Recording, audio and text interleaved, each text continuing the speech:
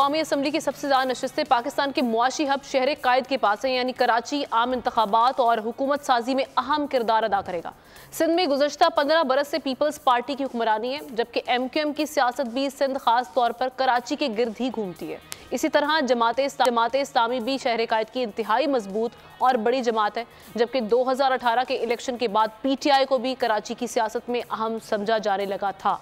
2018 में कराची से PTI ने 14, MQM ने 4 और PP ने 3 नशिस्तें जीती थी। अब अगर मौजूदा सूरत हाल की हम बात करें तो इस मरतबा सिंध में पीपल्स पार्टी मुखालिफ इत्तेहाद बनाया गया है, जबकि हैरानी की बात यह है कि सिंध को अपना घर कहने वाली पीपल्स पार्टी का फोकस सिंध से ज़्यादा इस बार पंजाब पर दिखाई दे रहा है।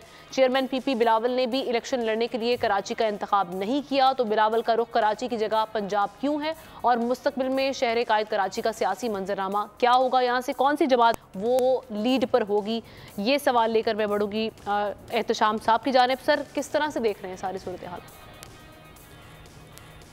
देखिए, आमना इस दफ़ा बड़ा कांटेदार मुकाबला होगा। जमात इस्लामी ने बड़े ज़बरदस्त तरीके से इस तरह मेयर का इलेक्शन लड़ा था, फिर जिस तरह PTI के साथ उनका इत्तेहाद हो गया था, सबको पता था कि मेयर उनका हो जाना है, लेकिन आपने देखा ऐन वक्त पे बहुत सारे लोगों को PTI के लोगों को जान ही नहीं गया वोटिंग के लिए। देखें, अब MQM बहुत अरसे के बाद मैं देख रहा हूँ कि जिसको कहना चाहिए कि एक बहुत अच्छी पोजीशन में आई है। अभी देख लें किस तरह इख्तलाफात थे, 3 बड़े धड़े थे, मुस्तफ़ा कमाल का, फारूक सत्तार साहब का, फिर खालिद मकबूल साहब थे, फिर MQM लंदन भी थी। अब ये सारे इकट्ठे हो गए हैं। अब पिछले चंद दिनों से जिस हिकमत अमली के साथ वो इंतखाब लड़ रहे हैं और जो जलसे उन्होंने किए हैं, मेरा ख्याल है बड़े ज़बरदस्त जलसे किए हैं, तो मुझे ज़ाती तौर पे लगता है आमना कि ये 22 सीटें हैं कराची की, तो अब ना करते हुए जो मुझे लगता है 8 से 10 सीटें जो है ना वो लेने में कामयाब हो जाएंगे। PTI आपने देखा जिस तरह मैदान में है, वो क्या कर पाएगी क्या नहीं कर पाएगी, एक सवालिया निशान है। जमात इस्लामी की क्या पोजीशन होगी, इसमें आप जो सही कह रहे हैं कि जो पीपल्स पार्टी का रोल हमें देखना चाहिए था वो कराची में नज़र नहीं आ रहा। अब ये जिस अंदाज से पंजाब में गए हुए, इनका ख्याल है कि वोट बैंक तोड़ेंगे हम PMLN का, और वो PTI का जो डिस्कंटल वोटर है, या ये कि जिसको ये बताया जा रहा है कि भी आपका फ़ायदा कोई नहीं है, जो आपके आज़ाद लड़ने के लिए इलेक्शन आ रहे हैं, तो आप बेहतर हमें वोट दे दें पीपल्स पार्टी को, वो तो कामयाब होता है इतना नज़र नहीं आ रहा। लेकिन कराची में मुझे लगता है कि MQM कम बैक करेगी, और जिस तरीके से उनकी हिकमत अमली है और इलेक्शन लड़ने का उनको ढंग आता है मामला, और जिस तरीके से वो सारे के सारे लोगों को ले जाते हैं इलेक्शन वाले दिन वहाँ पे, तो मेरा ख्याल है पिछले इलेक्शन के मुकाबले में मुझे लगता है कि वो MQM बेहतर नतीजे दे पाएगी। MQM को आपको बेहतर दिखाई दे रहा है। डॉक्टर दानिश, आप किस तरह से देख रहे हैं इस बार कौन लीड करेगा, क्या सेटअप होने जा रहा है कराची में? देखिए, ये एक जुमला स्टार्ट में कहता हूँ कि जो भी पार्टी अपने वोटर को बैलेट तक पहुँचा सकी वो उसके रिज़ल्ट तो अच्छे आने हैं। लेकिन यहाँ पे कराची में एक कौमी असम्बली का इजाफा हुआ और 3 सूबाई असम्बली का, 22 हो गई है कौमी असम्बली की और 47 हो गई है सूबाई असम्बली की। अगर माजी में हम ज़रा जाएँ 80s के उसमें, तो यहाँ पे 2 बड़ी सियासी जमातें थीं, और वो थी एक जमात इस्लामी और एक जमीयत उलमाए पाकिस्तान नूरानी ग्रुप। लेकिन फिर जब MQM ने एंट्री दी तो उसके बाद ये दोनों पीछे चले गए और MQM ने मेजर सीटें जो हैं वो शहरी इलाकों की सिंध की लेना शुरू कर दिया। कराची में उनका एक तरीके से कहा जाता है कि रवायती वोट है। लेकिन 2018 में MQM को बड़ा धचका पड़ा, और उसकी जिस तरह आपने बताया कि सिर्फ 4 सीटें कराची से थीं और 14 सीटें PTI को मिली थी। अब सवाल ये पैदा होता है कि पाकिस्तान पीपल्स पार्टी कराची के ऊपर एक 3 से 4 सीटों के ऊपर मेजर इलेक्शन लड़ती है, और उसकी वो 3 रवायती सीटें होती हैं, जो एक केमाड़ी की है, एक लियारी की है, एक मलीर की है। लेकिन जो इम्पॉर्टेंट बात यह है कि वो ये है कि अभी बल्दियाती इलेक्शंस में पीपल्स पार्टी ने बड़ी कामयाबी हासिल की और उनका मेयर आया है। इस लिहाज से उनकी ये सोच है कि वो कराची में MNAs की और MPs की सीट भी लेंगे। लेकिन यहाँ पर मुत्तहदा कौमी मूवमेंट का ये स्टेटमेंट बहुत ज़ोरदार है, क्योंकि बल्दियाती इंतखाब में जो MQM थी, जिसके रिवायती वोट्स हैं कराची, हैदराबाद, ये शहरी इलाकों में, उन्होंने नहीं लड़ा था। उससे जमात इस्लामी को भी काफ़ी फ़ायदा हुआ और पीपल्स पार्टी को भी फ़ायदा हुआ। लेकिन इस वक्त जो सूरत हाल है उसमें असल जो मुआरका है वो PTI और MQM का है। जिस तरह एहतशाम साहब ने बड़ी बात वाज़ेह की कि 3 धड़े MQM के जो हैं वो एक प्लेटफॉर्म पर आ चुके हैं, और अब उनके दरमियान तंजीमी जो इख्तलाफ था, जिसकी वजह से वोटर उनका बड़ा डिस्टर्ब था, अब वो एकजा हो गए हैं। लेकिन अभी तक जो वोट इंटैक्ट है वो है पीटीआई का, और मुझे ये लगता है कि कराची के जो वोट है वो तकसीम होगा, सीट तकसीम होगी। Okay, right. लगारी साहब, आप कैसे देख रहे हैं, ये ऐसा ही है कि आज क्या? के हालात में तो ऐसा होगा कि पीटीआई को कराची से मुझे कोई सीट मिलती नहीं लग रही है। ओके।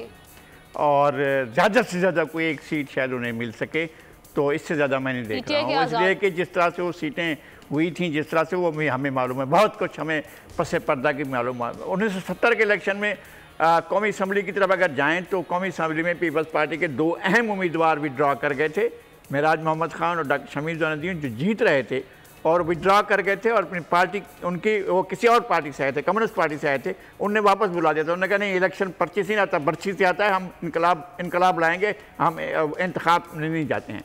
एक ये हो गया था। फिर सूबाई असम्बली के अंदर पीपल्स पार्टी ने 9 सीटें ली थी, जमात इस्लामी ने 1 सीट ली थी, जेयूपी ने 4 सीटें ली थी, मुस्लिम लीग ने 1 सीट ली थी, एक आज़ाद उम्मीदवार कामयाब हुए थे। ये है आपको 70 का। पीपल्स पार्टी ने स्वीप किया था नाज़िम अब्दुल्ला बलोच, जब अब्दुल्ला बलोच जीते थे अपना फेडरल भी एरिया जहाँ 90 और एमक्यूएम का बड़ा गढ़ होता था, यहाँ से मोहम्मद अली गबोल जीते थे, सदर से और बंस रोड से जो है अब्दुल वहीद अरशी जीते थे, और बल्दिया टाउन से कासिम पटेल जीते थे, कुरंगी से जो है वो वली मोहम्मद जामोद जीते थे। ये इस तरह, और शहर के मरकजी इलाकों में पटेल पाड़ा और लसवेला और गार्डनी से यहाँ से सईद हसन जीते थे। तो पीपल्स पार्टी ने इस कराची का इलेक्शन सूबाई असम्बली में स्वीप किया था। 2 उनके बड़े उम्मीदवार जो है वो कौमी असम्बली में रह गए थे। चलें उसको छोड़ते हैं, हम वापस आते हैं। उसके बाद मेयर के 2 इलेक्शन जो हैं पीपल्स पार्टी ने जीत लिए थे। जब पहले मेयर जब अब्दुल सत्तार अफगानी को बनाया गया था तो पीपल्स पार्टी के 3 वोट कैंसिल कर दिए गए थे, और बाकी तमाम जमातें एक साथ थी। पीपल्स पार्टी यकतरफा तौर पर अलग अकेली थी, और वो सारी जमातें मिलकर इलेक्शन लड़ रही थी। पीपल्स पार्टी का उम्मीदवार फिर भी जीत गया था। जनरल ज़िया ने कहा था कि मैं पीपल्स पार्टी का मेयर नहीं देखना चाहता हूँ, इसलिए जो है यहाँ पर जो है अब्दुल सत्तार अफगानी को ले आया गया, और 3 वोट अब्दुल खालिक अल्लाह वाला के जो है वो कैंसिल कर दिए गए थे। क्या होगा आज सूरत हाल आपको लग रही है, इस वक्त शहर में बड़ी पार्टी जो है पीपल्स पार्टी बनकर आएगी, उसके बाद एमक्यूएम बड़ी पार्टी के तौर पर आएगी, और उसके बाद जमात इस्लामी को चंद एक सीटें मिलेंगी। ये रहेगा पीटीआई का। मुझे कोई मुस्तकबिल कराची शहर में। साहब, आप क्या समझते हैं, क्या वजह होगी कि जैसे लगारी साहब ने कहा कि पीटीआई उनको नजर नहीं आ रही, आप यही समझते हैं, और क्या, क्यों? जी बिल्कुल। पीटीआई देखें, पीटीआई ने स्पेस अपने लिए उस वक्त बनाया जब तमाम एमक्यूएम के तमाम जो धड़े बन गए थे और एक दूसरे के खिलाफ और सफ आ रहा थे, और उस वजह से क्रैकडाउन भी था, और उनको सब वो ये एक मुश्किलात थी, और पीटीआई ने गेन किया उसमें। अब पीपल्स पार्टी ने जिस तरह से गेन किया, और पीपल्स पार्टी शायद चाह रही है कि इंटीरियर सिंध में जो उनकी पोजीशन है वो कुछ यहाँ भी गेन करे, और वो समझती है, बड़ी कॉन्फिडेंट है कि हमने गेन किया है और हम कुछ सीटें ले जाएंगे।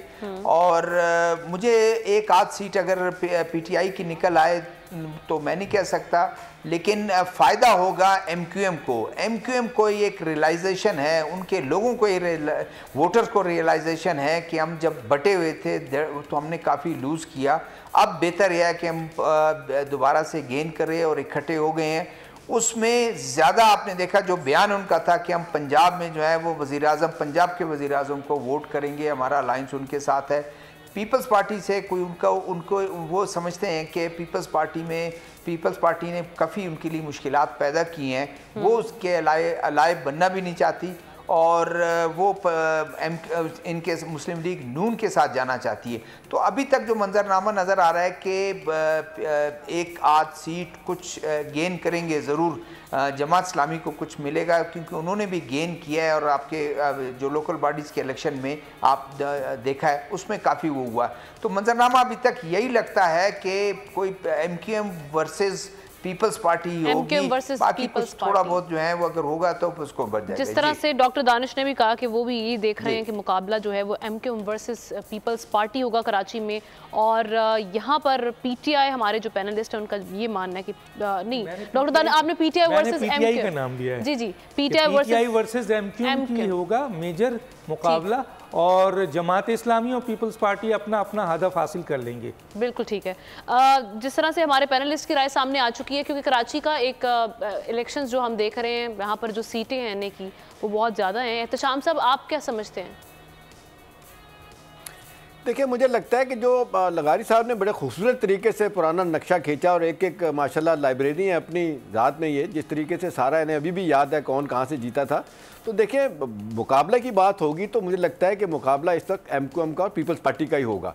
जमात इस्लामी ने कम बैक किया है, बल्दियाती इलेक्शन में आगे आए, लेकिन आमना माजत के साथ कराची के पढ़े लिखे लोग जो है ना वो एक मुद्दत से देखें जमात इस्लामी के बिल्कुल करीब नहीं आ रहे। इसी तरह बाकी जगहों पे भी नहीं जा रहे। वो कहते हैं कि जी सियासी तौर पे इनका कोई मंशूर नहीं है, और फिर उन पे इल्ज़ाम ये भी लगता है कि वो विकेट के दोनों तरफ खेलते हैं, कभी इस्टेब्लिशमेंट के साथ होते हैं, कभी नहीं होते। और ख़ास तौर पे उन पे धब्बा ज़ियाउल-हक के साथ इतना अरसा रहा, उनकी कैबिनेट में इनके 6-7 वज़ीर भी थे, मुझे अच्छी तरह याद है।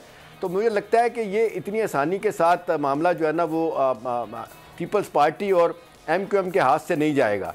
जमात इस्लामी शायद 1-2 जगहों से ले सीट, क्योंकि आजकल लोग कन्वेंसिंग तो बड़ी कर रहे हैं, बहुत ज़्यादा मेहनत भी कर रहे हैं। PTI बिल्कुल सही बात है कि जिस तरह मार्जिनलाइज हो चुकी है, उनकी अपनी गलतियां हैं। फर्स्ट ईयर की लीडरशिप नहीं है, सेकंड की नहीं है, थर्ड की नहीं है, कुछ जेलों में है, लीडर सामने कोई नहीं है, हिकमत अमली नहीं है। तो मुझे नहीं लगता कि वो इसमें कामयाब होंगे। असल मुकाबला पीपल्स पार्टी और MQM का ही होगा। डॉक्टर दानिश, आप जमात इस्लामी को सारे इसमें कहाँ प्रोसेस में देख रहे हैं? क्योंकि अभी जो मेयर का इलेक्शन था और कल हमने जलसा भी बहुत बड़ा देखा जमात इस्लामी का।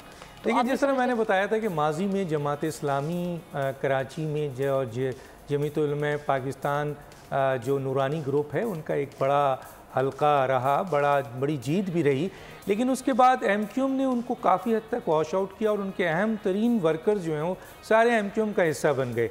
अब जबकि MQM जो है वो जब पिछले दिनों जब MQM ने बाइकाट किया था बल्दियाती इलेक्शन का, तो 2 जमातों को उसका फ़ायदा हुआ, एक पाकिस्तान पीपल्स पार्टी को और एक जमात इस्लामी को। अच्छा, मौजूदा जो जमात इस्लामी की कराची की लीडरशिप है वो पब्लिक इश्यूज़ के ऊपर काफ़ी प्रोग्राम्स कर रही है, बहुत मेहनत कर रहे हैं जमात इस्लामी वाले।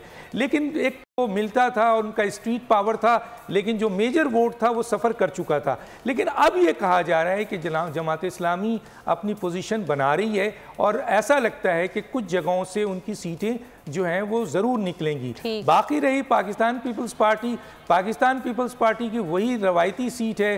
Pakistan people's party new Karachi से या लालू खेत से या नाज़माबाद से या औरंगी टाउन से, हाँ एक ज़माना था जुल्फ़िकार अली भुट्टो का जब बड़े बड़े बुर्ज गिरे थे तो उस ज़माने में यकीनन पीपल्स पार्टी नज़र आई थी, लेकिन उसके बाद पीपल्स पार्टी नज़र नहीं आई है। वही 3 सीटें होती हैं, या तो हकीम बलोच जीतते हैं या हल्का 184 से जो है वो पीपल्स पार्टी जीतती है। लेकिन मैं यहाँ पर फिर कहूँगा तमाम चीज़ों के बावजूद कि 14 सीटें जो आपके जीती थी PTI ने, वो उस वक्त यकीनन उनको जिताया गया था। लेकिन आज जो सूरत हाल है ग्राउंड पे हम जाते हैं तो हमें ग्राउंड रियलिटीज ये है, और सही बात हमें जो हम देखते हैं वो बोलेंगे कि इस वक्त PTI का वोटर बहुत मोबिलाइज है, हालांकि उनके अहम तरीन बल्ला का निशान उनके पास नहीं है।